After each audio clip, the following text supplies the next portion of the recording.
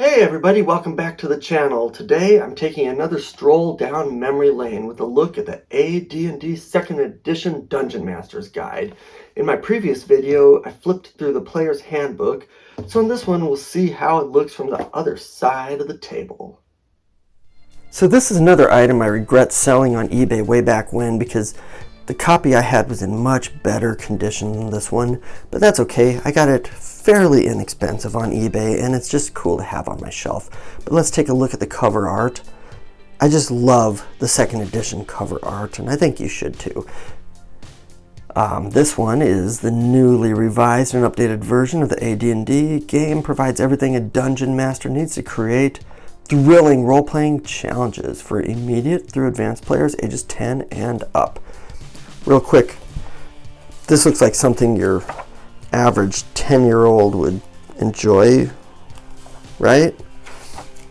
Lots of charts, we'll look through it. Let's take a look at the back cover. The Dungeon Master's Guide by TSR. I love that old TSR logo, so much nostalgia. 1989, $18. The 80s were so awesome. I'm just going to kind of flip through the book and show off some of the illustrations like I did in my previous one. I won't get into the rules because that would just mean I would sit here and read the book to you. And no one wants to hear that. But these old 2nd edition ones are so amazing, and it is my favorite version of the game. I love how its art just captures so much mystery, imagination, just dark fantasy before it kind of went more mainstream and got cleaned up. But the Dungeon Master's Guide, they talk about players and abilities, scores, lots and lots of charts. Let's see what we have. The DM book doesn't have anything about character creation, but it does just kind of tell you how to come up with your character's backgrounds and stuff. I've played a few campaigns where a DM just handed me like a book with my character's backstory. When I would run games in high school, I let the characters create, or the other players create their own backstory. We basically rolled for stats and uncovered backstory as needed. It was just more fun that way. It felt more like a classic video game anyhow. We've got some nice pencil art. They have some words about classes, which are your thieves, rangers, paladins, priests. I said this last time. I swear in my Mandela effect or Berenstein Bears things, I swear they're always called clerics and not priests. But, here they are. We have high level characters. There's not a whole lot to do other than just kind of flip through. Super Mario has invaded Advanced Dungeons and Dragons. Whoa! I didn't even realize there's like a face down there. A couple of faces. Are those halflings or elves? They're just hiding. Effects of changing alignment. Proficiencies, which are optional.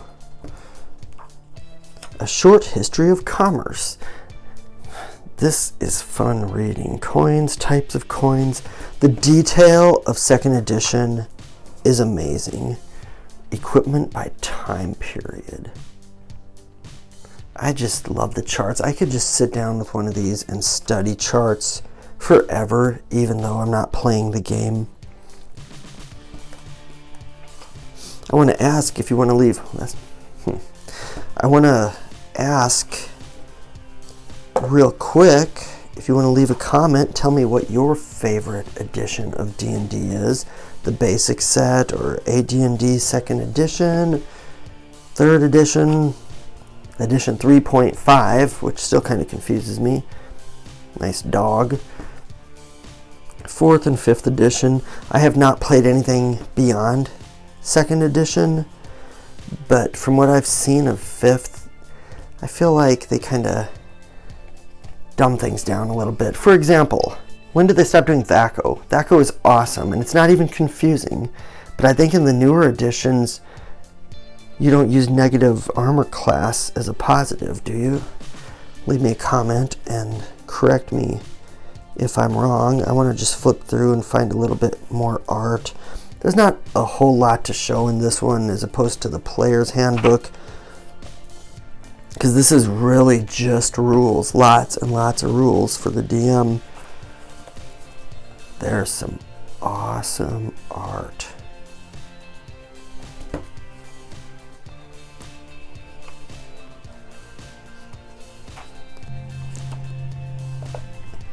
Saving throws. Never liked saving throws. I know that's like a staple of the game. I don't know what that is, but it's awesome. Any other cool art? There's some nice penciled work. I really like that. The treasures, the floating, is that a floating throne or bed or something? It's a chariot. Okay. More treasure, that's kind of plain. Creating other magical items. Paper, parchment, huh.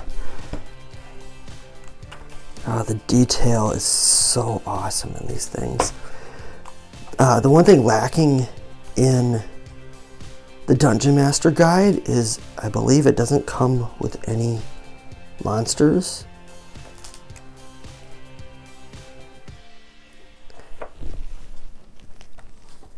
And you had to buy another manual for that.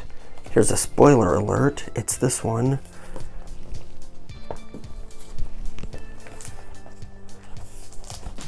But back then, these weren't super expensive. I just want to flip, see if there's any more art. There's not. I think we get to the end and it's mostly more charts. There's a, is that a halfling? Ooh, my favorite word, lycanthropy. And the planes of existence.